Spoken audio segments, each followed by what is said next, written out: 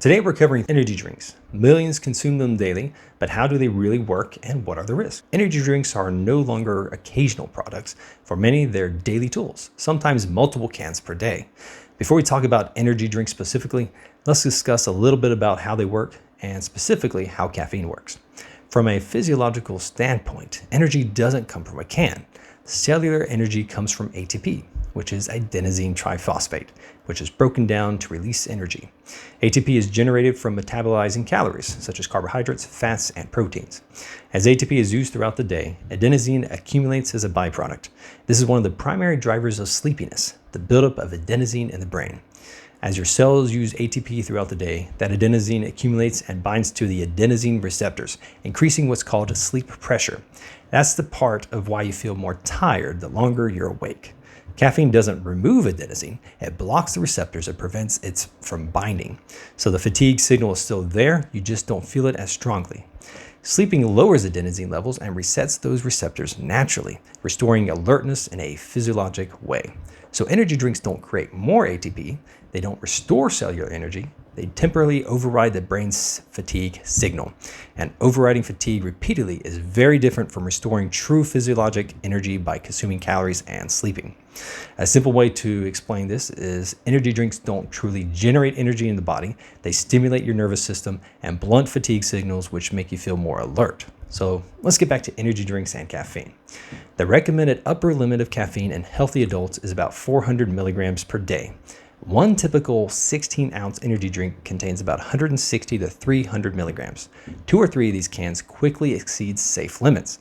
Let's look at the case of a 54-year-old warehouse worker from the UK, a fit guy who ran regularly and didn't smoke or drink, but downing 8 energy drinks a day, which came to 2 cans 4 times throughout a shift, all day to stay alert.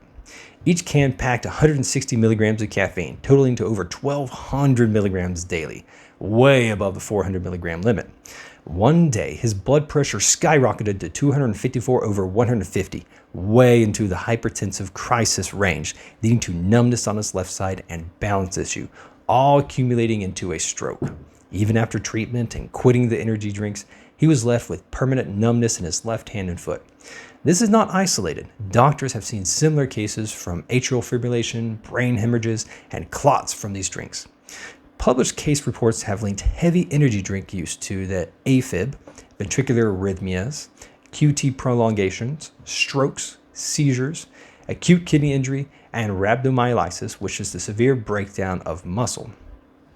A review in the medical literature found cardiovascular events, including cardiac arrest in high-volume consumers. So why are they risky? Energy drinks combine high-dose caffeine with taurine, guarana, and ginseng, as well as high sugar loads. These stimulate the adrenergic system to raise blood pressure, increase heart rate, and can destabilize cardiac rhythm, especially in those with underlying or genetic susceptibility. Studies from institutions including Harvard and the Mayo Clinic have all confirmed this. And in adolescents and young adults, consumption is also associated with sleep disruption and risk-taking behaviors.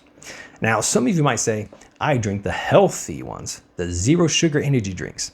Well, many assume zero sugar energy drink options are safer. They remove the glucose spike, yes, but they still contain high-dose caffeine, taurine, guarana, and other stimulants. Instead of sugar, they often use artificial sweeteners such as sucralose, aspartame, acesulfame, and erythritol. In a 2023 study published in the Nature of Medicine, it drew significant attention to when researchers found that higher levels of circulating levels of erythritol were associated with an increased risk of heart attack, stroke, and blood clot formation.